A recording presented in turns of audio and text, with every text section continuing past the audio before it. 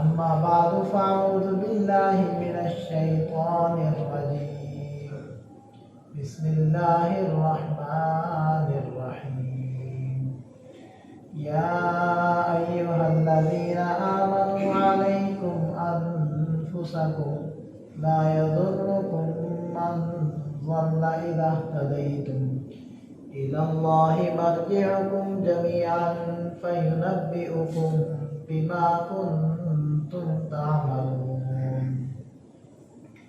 صدق الله العظيم وصدق رسوله النبي الكريم ونحن على ذلك لمن الشاهدين والشاكرين والحمد لله رب العالمين. اللهم صل على سيدنا ومولانا محمد وعلى آل سيدنا ومولانا محمد وبارك وسلم. انتہائی قابل احترام سامعین گرامی، سابقہ کچھ جمعوں سے ہم نے اس آیت مبارکہ کے اوپر گفتگو شروع کی ہوئی ہے کہ یا ایھا الذین آمنوا علیکم انفسکم، اے ایمان والو اپنی فکر کرو. اور اس کا پس منظر وہ میں نے ذکر کیا تھا کہ اصلاحی تحریکیں تو اٹھتی ہیں لیکن اصلاح ہوتی ہوئی نظر نہیں آتی. اس کی وجہ یہ ہوتی ہے کہ ہر بندہ دوسرے کی اصلاح کے در پہ ہے، اپنی طرف توجہ ہی نہیں. اور ہر آدمی دوسرے سے اصلاح شروع کرنا چاہتا ہے. ہر آدمی دیکھا جائے اس وقت عمومی طور پر صورتحال ہمارے معاشرے کی یہ ہو چکی ہے کہ ہم مختلف لوگوں کے اوپر، مختلف طبقات کے اوپر، مختلف شعبہ جات کے اوپر وہ تبصرے کر رہے ہیں. وہ ہماری دسترس میں ہے یا نہیں ہے، بہرحال تبصرے، تذکرے اور کمیاں، کوتاہیاں جو عمومی طور پر، اجتماعی طور پر امت میں پائی جاتی ہے، معاشرے کے اندر پائی جاتی ہیں یا انفرادی طور پر لوگوں کے اندر پائی جاتی ہیں، تو ان کے بس تذکرے کر رہے ہیں اور ان کی محفلیں گرم کیے بیٹھے ہیں. اصلاح کی طرف کسی کی کوئی توجہ نہیں. اور ہر بندے کا جذبہ یہ ہے کہ دوسرے سے اصلاح شروع ہو، مطلب ہر ایک اپنے کو مصلح سمجھنے کی کوشش کرتا ہے. یہ نہیں سمجھتا کہ سب سے پہلے اصلاح کے قابل تو خود میری ذات ہے، میں نے اپنے سے اصلاح شروع کرنی ہے، کیونکہ میرے اختیار کے اندر تو صرف میری اپنی ذات ہے. اپنی ذات کے علاوہ تو میرے اختیار میں کوئی بھی نہیں. تو اس وقت تک یہ اصلاح والا معاملہ مؤثر نہیں ہوگا اور اس کے اثرات معاشرے کے اندر ظاہر نہیں ہوں گے جب تک کہ ہم اپنی ذات سے شروع نہیں کریں. لہذا جو چیزیں صرف میں ان کے بارے میں فکر کر سکتا ہوں، سوچ سکتا ہوں، ان کے اوپر تذکرے کرنا تو میں بالکل چھوڑ دوں، کیونکہ اس کا کوئی فائدہ نہیں. ان کو میں صرف سوچ سکتا ہوں، ان کے اندر عملی کردار میں نہیں ادا کر سکتا کیونکہ وہ میرے بس سے باہر ہے. اور جہاں میں اثر ڈال سکتا ہوں وہاں، اور جو ذات میرے اختیار میں ہے وہ اپنی ذات ہے، وہاں سے میں شروع کروں. تو اس میں سب سے پہلے اپنی ذات آتی ہے کہ آدمی اپنی ذات سے شروع کرے. اگر خود انسان ٹھیک چل رہا ہے اور اپنے ماتحتوں کو ٹھیک چلانے کی کوشش کر رہا ہے، تو پھر لوگ اگر گمراہ ہو رہے ہیں، لوگ اگر پھر بھی غلطیاں کر رہے ہیں، تو ان کی جواب دہی اس کے ذمے نہیں. یہ قرآن ہمیں کہہ رہا ہے یا ایھا الذین آمنوا علیکم انفسکم، ایمان والو اپنی فکر کرو، اپنی طرف نگاہ لے جاؤ، اپنی اصلاح کی کوشش شروع کر دو، اپنے سے ابتدا کر دو. اگر تم ٹھیک ہو گئے تو کسی کا گمراہ ہونا وہ تمہیں نقصان نہیں دے گا. اگر کوئی سیاسی جماعت ہے یا کوئی حکومت کا بنایا ہوا ادارہ ہے وہ ٹھیک کام نہیں کر رہا، میں ٹھیک چل رہا ہوں، تو اس کا غلط چلنا مجھے نقصان نہیں دے. بس یہ قرآن ہمیں سمجھا ہے. تو تو اسی ضمن میں نے گزارش کی تھی سابقہ جمعہ پر کہ اپنی اصلاح کے طریقوں میں سے ایک طریقہ یہ ہے کہ حضور نبی کریم صلی اللہ علیہ وسلم کی زندگی ہمارے لیے اسوہ حسنہ ہے، بہترین نمونہ ہے۔ آپ علیہ السلام کی صفات میں سے ایک صفت وہ علم، بردباری، تحمل، برداشت، صبر، دوسروں کی باتوں کو سہار لینا، یہ آپ علیہ السلام کی ایک بڑی صفت ہے۔ اس کے اوپر میں نے چند واقعات بھی ذکر کیے تھے اور یہ بھی گزارش کی تھی کہ اب ہمیں کیا کرنا چاہیے۔ ہم نے اپنی ذات سے اصلاح شروع کرنی ہے تو سب سے پہلے میں نے اپنے اوپر یہ محنت کرنی ہے کہ میرے اندر صبر آ جائے، میرے اندر تحمل آ جائے، میرے اندر بردباری آ جائے اور چیزوں کو برداشت کرنا آ جائے۔ یہ اپنی ذات سے ابتدا کا ایک قدم تھا۔ آج ہم دوسرے پہلو کو ذکر کرتے ہیں کہ دیکھیں حضور نبی کریم صلی اللہ علیہ وسلم نے ارشاد فرمایا طلب العلم فریضۃ علی کل مسلم، دین کا علم حاصل کرنا یہ ہر مسلمان پر فرض ہے، مسلمان چاہے مرد ہو یا عورت ہو اس کے ذمہ فرض ہے۔ اور ایسے ہی فرض ہے جیسے کہ نماز فرض ہے، جیسے کہ صاحب نصاب پر زکوٰۃ فرض ہے، جیسے کہ صاحب نصاب پر حج فرض ہے، یعنی فرض عین۔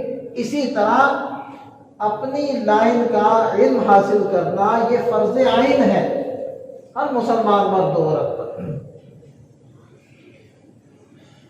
اب اس کے اوپر تھوڑی سی توجہ دینے کی ضرورت ہے کہ ہم اس اعتبار سے بھی تذکرے چھوڑیں کہ فلاں پڑھا لکھا نہیں، فلاں جو وزیر ہے یا مشیر ہے یا فلاں ادارے کا جو بڑا ہے یا چھوٹا ہے اس کو کوئی علم نہیں، اس کے پاس کوئی فہم نہیں، اس کے پاس کوئی تدبر نہیں، وہ نادان ہے، ان پڑھ ہے، یا اس قسم کی جو بھی باتیں ہم لوگ کرتے ہیں اس کو چھوڑیں، بلکہ اس بات کی طرف توجہ دیں کہ اللہ کے نبی صلی اللہ علیہ وسلم یہ فرماتے ہیں کہ ہر مسلمان پر دین کا علم حاصل کرنا فرض ہے، فرض عین ہے۔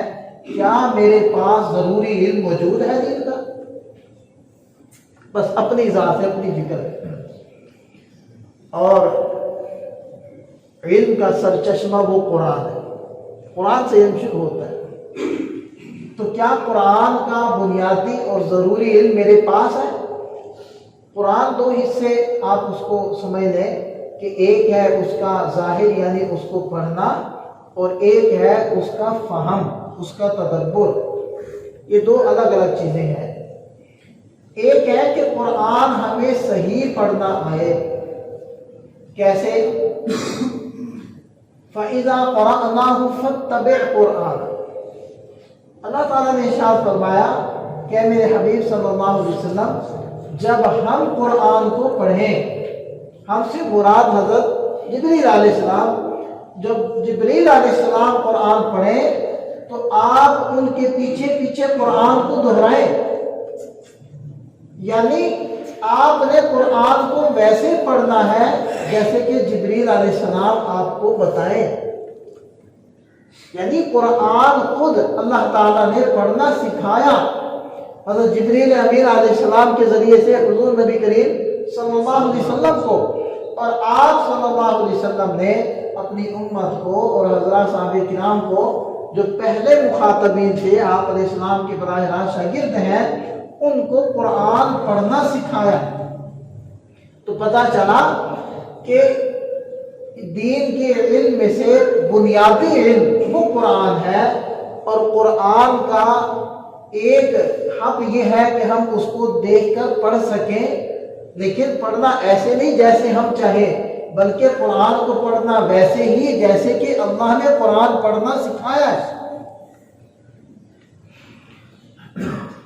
اب یہ دیکھنے میں آتا ہے کہ کچھ نہ کچھ قرآن تو ہمیں بچپن میں سیکھ لیا جیسے تیسے تھا، کیونکہ ہم بقیہ ساری چیزیں دنیاوی علوم حاصل کرنے کے لیے تو ہم بڑی فکر کر لیتے ہیں، بڑے اخراجات بھی کر لیتے ہیں، کر رہے ہیں، جی کر رہے ہیں، نہیں کر رہے، بڑے بڑے اخراجات ہو رہے، فیسیں، یعنی 3-4 हज़ार से कम तो फीसें हैं ही नहीं ना आजकल, कम से कम ये फीसें हैं।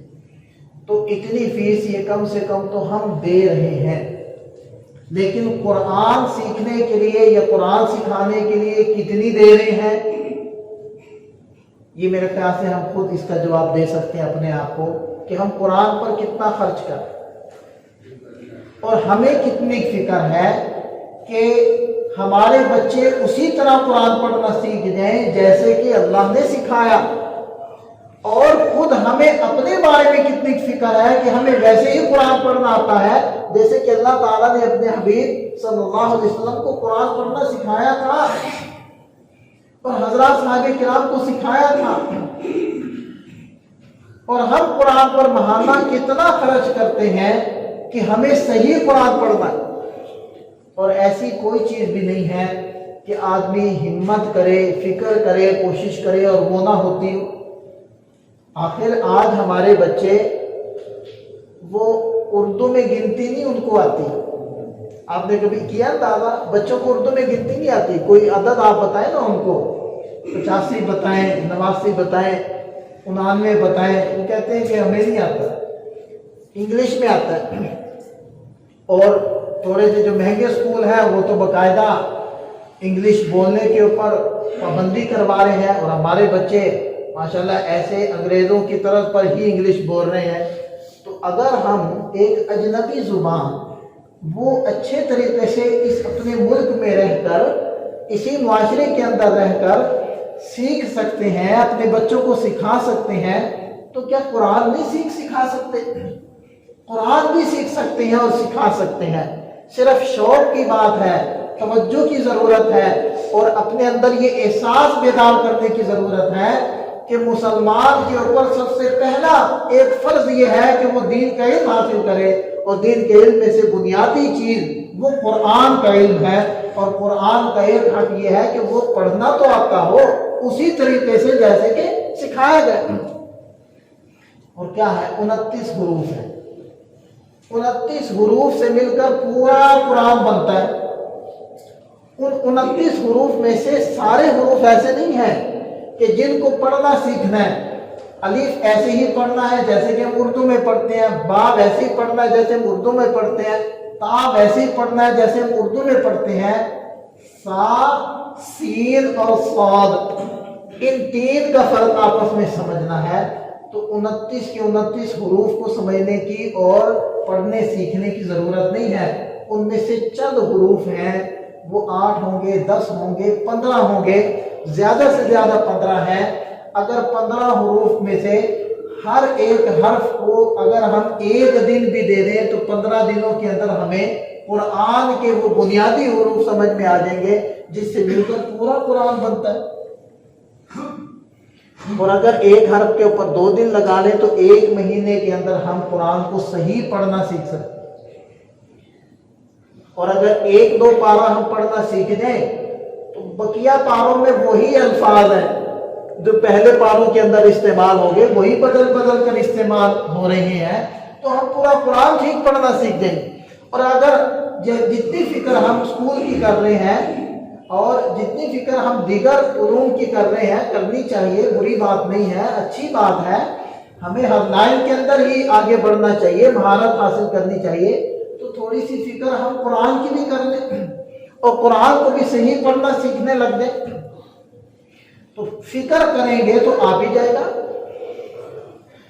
और हज़रत साहबे किराम को कितना शौक था। एक सहाबी कहते हैं कि मैं बच्चा था और मदीना तैयबा से हमारी बस्ती दूर थी, मैं अकेला वहाँ जा नहीं सकता था, तो मैं क्या करता, मैं सुबह वो उस रास्ते पर जाकर बैठ जाता जहाँ से वो काफिले गुजरा करते थे जो मदीना तैयबा से आते, उस जानिब से आते थे। तो कहते हैं कि कोई काफिला गुजरता तो मैं पूछता कि क्या तुम मदीना से आ रहे हो? अगर वो कहते हाँ हम मदीना से आ रहे हैं, तो मैं कहता कि क्या तुम में से किसी ने कोई कुरान की कोई आयत सीखी? तो बाज़ दफ़ा किसी को 1 आयत याद होती, किसी को 2 आयतें याद होती, किसी को 3 आयतें याद होती, तो मैं उनसे वो आयत याद कर लेता। तो कहते हैं वो थोड़ा थोड़ा करके میرے پاس قرآن کا ایک بڑا ذخیرہ جمع ہو گیا، میں نے بڑی مقدار کے اندر قرآن یاد کیا۔ تو کرنے والوں نے تو ایسے کیا۔ آج الحمدللہ کمی نہیں ہے، سیکھنے کی کمی نہیں ہے، اس کے اسباب کی کمی نہیں ہے، لیکن اگر کمی ہے تو اس شعور کی کمی ہے جو ان لوگوں کے اندر موجود تھا۔ تو ہم نے اصلاح کی فکر کرنی ہے، اصلاح کی ابتدا کرنی ہے، دوسروں سے نہیں، اپنے سے۔ اور اس کا ایک قدم یہ ہے کہ ہم دین کا بنیادی علم حاصل کریں، اور علم کا منبع قرآن ہے۔ قرآن کا ایک ہاتھ یہ ہے کہ اس کو پڑھنا تو سیکھیں، اور یہ دل سے بات نکال دیں کہ اب ہماری عمر بڑی ہو گئی ہے، ہمیں ضرورت نہیں، یا ہمیں اب شرم آتی ہے، یا ہمارا اب وہ وقت نہیں رہا۔ خود نبی پاک صلی اللہ علیہ وسلم نے بسم اللہ الرحمن الرحیم کس عمر میں پڑھی ہے؟ 40 سال کی عمر۔ خود حضرات صحابہ کرام نے، اکثر صحابہ نے بڑی عمر میں قرآن سیکھا، تو کیا ہم نہیں سیکھ سکتے؟ بالکل سیکھ سکتے ہیں۔ تو اس لیے پہلی نیت ہم یہ کر لیں کہ ہم نے قرآن کو صحیح پڑھنا، اس کے الفاظ کو صحیح ادائیگی سیکھنی۔ اب دیکھیں، میں اس مضمون میں مزید آگے نہیں جاتا، ورنہ دیکھیں قرآن کے الفاظ ایسے ہیں کہ اس کے اندر ہماری عدم توجہ کی وجہ سے بعض دفعہ ہمیں گناہ ہو رہا ہوتا ہے۔ مخارج کی غلط ادائیگی مفہوم بدل دیتی ہے۔ جو مفہوم ہم ادا کر رہے ہیں وہ تو اللہ تعالیٰ نے فرمایا ہی نہیں، تو پھر کیا مطلب ہے؟ ہم اللہ تعالیٰ کی طرف ایسی باتیں منسوخ کر رہے ہوتے ہیں کہ جو اللہ تعالیٰ نے نہیں فرمائی، تو پھر قرآن پڑھ کے ہمیں ثواب تو نہیں ملنے لگا۔ تو اس لیے میں عرض کر رہا ہوں کہ پہلا حق یہ ہے کہ قرآن صحیح پڑھنا سیکھیں۔ دوسری بات یہ ہے کہ قرآن پڑھیں تو قرآن ہمیں سمجھ میں بھی آئے، کیونکہ قرآن تدبر کے لیے آیا، قرآن زندگیوں کے اندر نافذ کرنے کے لیے آیا، قرآن اثر لینے کے لیے آیا۔ صحابہ کرام رضوان اللہ علیہم اجمعین یبکون اور للاذقان سجدا، وہ تھوڑیوں کے بل روتے روتے گر جاتے تھے۔ ہمیں تو قرآن سن کر رونا نہیں آتا، کیونکہ ہمیں قرآن کی زبان ہی سمجھ میں نہیں آتی۔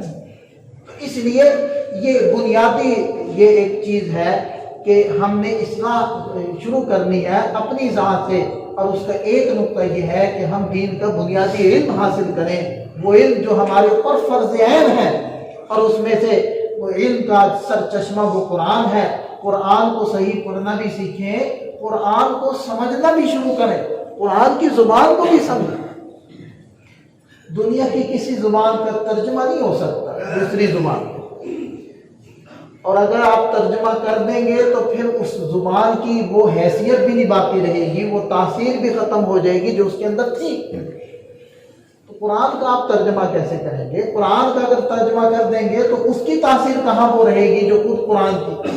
جو زور قرآن کے الفاظ میں ہے، جو زور خود ان الفاظ میں ہے جس کو اللہ تعالیٰ نے آسمانوں سے اتارا، خود نبی پاک صلی اللہ علیہ وسلم نے پڑھا، صحابہ کرام جن کو پڑھ پڑھ کے روتے تھے، جو اثر ان الفاظ میں ہے، ترجمے میں وہ اثر کیسے آ سکتا ہے؟ اس لیے ابتدا میں تو علماء اس چیز کی اجازت ہی نہیں دیتے تھے کہ قرآن کا ترجمہ کیا جائے۔ وہ کہتے تھے قرآن کا ترجمہ تو جائز ہی نہیں، کیونکہ قرآن کا ترجمہ ہو ہی نہیں سکتا، ایسے الفاظ ہی نہیں ہے کسی بھی زبان میں۔ اور یہ صرف ایسا نہیں ہے کہ عربی، کوئی بھی زبان آپ لیں، اس کا اگر آپ ترجمہ کر دیں گے تو وہ اس کی تاثیر ہی نہیں باقی رہے گی جو تھی۔ تو بہرحال ایک قدم یہ ہے کہ ہم اپنے اندر تبدیلی لائیں، اور تبدیلی کا ایک قدم یہ ہے کہ ہم قرآن کی بنیادی تعلیم حاصل کریں، خود بھی اور اپنے بچوں کو بھی دلوائیں۔ اور اسی کے ساتھ یہ ہے کہ نماز ایک پہلا فرض ہے، کلمہ پڑھ لینے کے بعد پہلا فرض ہے۔ زکوٰۃ تو اس نے ادا کرنی ہے جو صاحب نصاب ہے، حج تو اس نے کرنا ہے جو صاحب نصاب ہے، روزے تو رمضان کے اس نے رکھنے ہیں جو رمضان کا مہینہ پائے، لیکن نماز تو غریب نے بھی پڑھنی ہے، امیر نے بھی پڑھنی ہے، بیمار نے بھی پڑھنی ہے، صحت مند نے بھی پڑھنی ہے، اور مسافر نے بھی پڑھنی ہے، مقیم نے بھی پڑھنی ہے۔ روزہ بھی مسافر کے ذمہ فرض نہیں رہتا، اس کے لیے حکم یہ ہے کہ اگر سفر میں مشقت ہے تو وہ چھوڑ دے، بعد میں اس کی قضا کر۔ لیکن نماز تو سفر کے اندر بھی اسی طرح فرض ہے جیسے کہ مقیم پر فرض۔ اور دیکھیں قرآن نماز کو ایک مرتبہ بھی یہ نہیں کہتا کہ نماز پڑھو، جہاں بھی کہتا ہے وہ کہتا ہے نماز کو قائم کرو۔ تو نماز کے قائم کرنے کا کیا مطلب ہے؟ نماز کے قائم کرنے کا مطلب یہ ہے کہ جب انسان عملی طور پر کھڑا ہوتا ہے اور ہاتھوں کو اٹھاتا ہے، ہاتھوں کو اٹھاتا ہے اور اشارہ کرتا ہے ایسے، اس کا کیا مطلب ہے کہ میں نماز کے علاوہ دنیا کے ہر کام سے دستبردار ہو گیا۔ یہ فارسی کا لفظ ہے دستبردار، ہاتھوں کو اٹھانا یعنی فارغ ہو جانا، چھوڑ دینا۔ میں نماز کے علاوہ دنیا کے ہر کام سے کیا ہو گیا؟ دستبردار ہو گیا۔ اب میں نے وہ سارے چھوڑ دیے، اب میرے سامنے بس نماز ہے اور اللہ ہے، میں اپنے رب کو سجدہ کر رہا ہوں۔ اسی وجہ سے ایک بڑا گناہ یہ ہے کہ آپ کسی نمازی کے آگے سے گزریں۔ اللہ کے نبی صلی اللہ علیہ وسلم نے فرمایا اگر تمہیں پتہ چل جائے کہ اس کا گناہ کتنا ہے، 40 سال کھڑے رہنے کو ترجیح دو، وہاں سے گزرو نا۔ وجہ یہ ہے کہ یہ مومن بندہ اپنے رب کے ساتھ کنیکٹ ہے، اپنے رب کے ساتھ اس کا تعلق جڑ گیا، یہ اپنے رب کے ساتھ باتیں کر رہا ہے، اس کے رب کی رحمت اس کی طرف متوجہ ہے، اور یہ بیچ کے اندر قاطع بن رہا ہے، رکاوٹ بن رہا ہے۔ اس لیے بڑا گناہ اس کو جو ہے تصور کیا گیا اور بیان کیا گیا۔ لیکن کیا ہماری نمازیں ایسی ہیں؟ کیا ہماری نمازوں کے اندر خشوع ہے، خضوع ہے؟ قد افلح المؤمنون الذین هم فی صلاتهم خاشعون، ایمان والے کامیاب ہو گئے جن کی نمازوں کے اندر خشوع ہے۔ کیا ہم نے نمازوں کو باقاعدہ سیکھا اور اتنی محنت کی کہ آج ہماری نمازیں بھی وہ جاندار ہو جائے اور شاندار ہو جائے؟ دیکھیں نبی پاک صلی اللہ علیہ وسلم نے تنہائی کی نمازیں بڑی لمبی لمبی پڑھی، تہجد بڑی لمبی پڑھی، 6 پارے بھی ایک رکعت کے اندر پڑھے، اور جو صحابی ساتھ کھڑے ہو گئے وہ کھڑے کھڑے تھک گئے۔ لیکن جب فرض نماز ادا کرنے کے لیے مسجد میں تشریف لائے تو لمبی نماز نہیں پڑھائی، بلکہ یہ حکم دیا کہ جو امام بنے فَلْيُخَفِّفِ الصَّلَاةَ، اس کو چاہیے کہ وہ نماز ہلکی پڑھائے، اس کو چاہیے کہ وہ مسافروں، اس کو چاہیے کہ وہ بیماروں، اس کو چاہیے کہ وہ کمزوروں، اور اس کو چاہیے کہ وہ مصروف لوگوں کا خیال کرے۔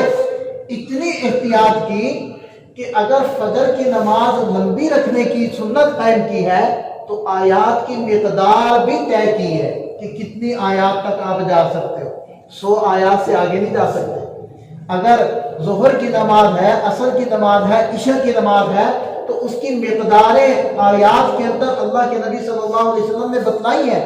مغرب کی نماز کی مقداریں بتلائی، تو فرض نماز کی مخصوص مقداریں دی ہیں کہ اس سے آگے نہ بڑھو، لمبی نہ کرو۔ لیکن یہ ترغیب دی ہے کہ چھوٹی پڑھو، اچھی تو پڑھو، سنوار کے تو پڑھو، بنا کے تو پڑھو، سیکھ کے تو پڑھو۔ اقم الصلاۃ لذکری، نماز کو قائم کرو میری یاد کے لیے۔ جب تم نماز میں کھڑے ہو تو دھیان سوائے نماز کے تمہارے اندر اور کوئی نہ رکھے، اس کی تو ترغیب دی ہے۔ لہذا یہ سختی سے پابندی لگا دی کہ لمبی نمازیں نہ پڑھاؤ، لیکن نماز ٹھیک پڑھو۔ صحابی آتے ہیں، وضو کرتے ہیں، نماز پڑھتے ہیں، آپ علیہ السلام نے فرمایا تم نے نماز نہیں پڑھی؟ پھر وہ گئے، دوبارہ پڑھی، پھر سے 12 پڑھی، پھر انہوں نے آ کر گزارش کی اے اللہ کے رسول مجھے بتلا دیجیے، تو آپ علیہ السلام نے نماز سکھائی، صحابہ کرام کو عملی نماز سکھائی، صحابہ نے اپنے شاگردوں کو عملی نماز سکھائی۔ تو آج ہم اس کو کوئی حکم نہیں سمجھتے، اس کو کوئی عمل نہیں سمجھ رہے، بس ایک عادت کے طور پر نماز پڑھتے جا رہے ہیں۔ شروع ہمیں پتہ ہوتا ہے، ہوش تب آتا ہے جب السلام علیکم ورحمۃ اللہ کی آواز آتے بھی نماز ختم۔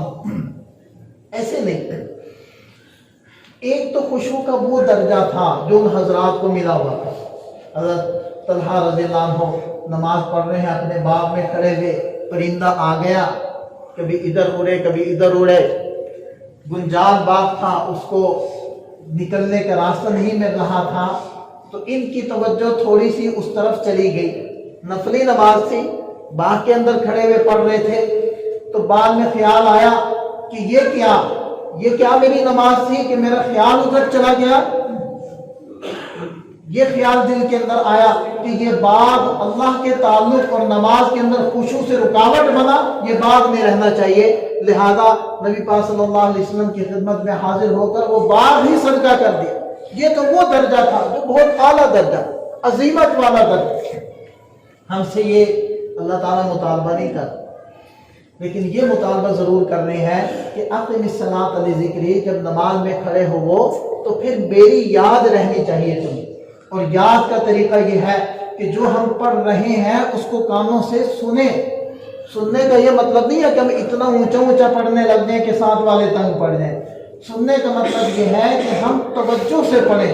जब तवज्जो से पढ़ेंगे तो कान ऐसे हमें महसूस होगा कि हम सुन रहे हैं, और फिर जो पढ़ रहे हो, जो सुन रहे हो, उसको समझ भी रहे हो। जब ये चीज़ करेंगे तो हमारा ध्यान खुद बखुद नमाज की तरफ आएगा और हमारी नमाजें बनेगी। फिर आप देखिएगा, एक दो नमाजें हिम्मत करके ऐसी पढ़ के देखें, फिर उस नमाज का अपनी ज़िंदगी के ऊपर असर देखें, फिर उस नमाज का अपने ख्यालात के ऊपर असर देखें, फिर उस नमाज का अपनी बाजार वाली ज़िंदगी के ऊपर आप असर देखें। ये नमाज आपको बदलेगी, ये नमाज खुद बदल दे। इन्ना सलात तन्हा अनिल फहशाई वल मुनकर, ये नमाज आपकी नज़र को नीचा करेगी। ये नमाज आपके ख्यालात को पाकीज़ा बनाएगी। ये नमाज आपकी ज़िंदगी को शानदार करेगी अगर नमाज सही माना में नमाज बने। तो बहरहाल हमारा जो मौजूद चल रहा है वो ये चल रहा है कि या अय्युहल्लज़ीना आमनू अलैकुम अनफुसकुम, ईमान वालों अपनी फिक्र करो। तज़किरे तबसरे, दूसरों के ऊपर हमने गुफ्तगूएं बहुत कर ली, फला ऐसा, इससे इस्लाह नहीं होती। इस्लाह हमेशा अपनी ज़ात से शुरू की जाती है। हमने ये मौजू शुरू किया हुआ है, तो उसी उन्वान के तहत हमने साबका जुमा पर गुफ्तगू की थी कि हम अपनी इस्लाह करें। उस इस्लाह का एक कदम यह है, नबी पाक सल्लल्लाहु अलैहि वसल्लम की सीरत मुतहरा उसको पढ़ें। उसमें से एक हमने पहलू लिया था कि आप अलैहिस्सलाम के अंदर सब्र, तहम्मुल, बुर्दबारी कमाल दर्जे की थे। उसके वाक़यात हमने जिक्र किए थे कि उसको अपनाएं। आज हमने जो एक पहलू लिया है वो ये लिया है कि आप अलैहिस्सलाम ने इरशाद फरमाया तलबुल इल्म फरीज़तुन अला कुल्ली मुस्लिमीन, कि दीन का इल्म हासिल करना हर मुसलमान पर फ़र्ज है। तो जो बुनियादी इल्म होता है वो हर एक के ऊपर फ़र्ज़ ऐन है। जो उलमा हासिल करते हैं मदारिस के अंदर वो फ़र्ज़ किफ़ाया है, लेकिन जो आपकी रोज़ाना मामूलात के साथ इल्म का ताल्लुक है वो फ़र्ज़ ऐन है। तो उसके अंदर हमने ये बात की कि दीनी उलूम का सरचश्मा कुरान है। कुरान पढ़ना भी ठीक आता हो, कुरान समझ में भी आता हो। और उसी के साथ फिर मैंने अर्ज़ किया कि नमाज हमारी ठीक हो, नमाज के बुनियादी मसाइल हमें आते हों, किस वजह से सजदा सब फ़र्ज होता है, वाजिब हो जाता है, और किस वजह से वाजिब नहीं होता। बाद लोग खामखाई सजदा सौ कर रहे होते और बाद लोग बड़े बड़े कामों से भी सजदा सौ कर रहे। एक साहिब ने इसी तरह सजदा सौ कर लिया, जब दूसरे ने पूछा, कहता है जी मेरा वुज़ू टूट गया, मैंने सजदा सौ कर लिया। तो हकीकत में इल्म ही नहीं, वुज़ू भी किया और मस्जिद में भी आया लेकिन रुकू सजदे ठीक नहीं किए तो नमाज ही नहीं हुई, तादील अरकान रह गया। तो इसलिए बुनियादी इल्म का हासिल करना हम सब पर फ़र्ज है और उसका इंतज़ाम करना हम सब की जिम्मेदारी है। अल्हम्दुलिल्लाह इसको हासिल करने के लिए ना उलमा की कमी है ना मुफ्तियान की कमी। अगर कमी है तो हमारे अंदर तलब की कमी है। तो इस्लाम दूसरे से नहीं शुरू करनी, अपने से करनी है। आज हम नियत कर लें, मैं ठीक हो जाऊंगा तो मुआशरा ठीक हो जाएगा, मैं ठीक हो जाऊंगा तो कौम ठीक हो जाएगी, मैं ठीक हो जाऊंगा तो हमारा मुल्क ठीक हो जाएगा। जब तक ये कहेंगे वो ठीक होगा तो मुल्क ठीक होगा, तो कोई भी ठीक नहीं होगा। जब मैं कहूँगा मैं ठीक होगा तो मुल्क ठीक होगा, तो इंशाअल्लाह ठीक हो जाएगा। अल्लाह ताला हमें समझ अता फरमाए, अमल की तौफीक।